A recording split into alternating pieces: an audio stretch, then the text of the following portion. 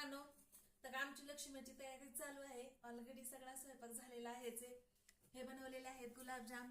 कसे वाटले ते नक्कीच कळवा. हे बनवलेले आहेत डाळीच्या पिठाचे गोळे, लाडू. हे बनवलेले आहेत गव्हाचे लाडू आणि ह्या बनवलेल्या आहेत करंज्या. तर ह्या करंज्या आम्ही ज्या बनवलेल्या आहेत त्या करंज्या खोबऱ्याच्या नाहीयेत, तर त्या आहेत तिळाच्या. आणि हे बनवलेलं आहे हे लक्ष्म्यांसमोर ठेवायला लागतं. बाळा दाखव इकडे. हे जे बनवलेलं आहे हे लक्ष्म्यांसमोर ठेवायला लागतं. तर अशा पद्धतीने आमचे लक्ष्म्यांसमोरचे 1, 2, 3 आणि 4 आयटम बनवून झालेले आहेत. आता फक्त राहिलं अनारस आणि चिवडा आणि उद्या पुरणपोळीचा स्वयंपाक. तर ते उद्या नक्कीच बनवूया.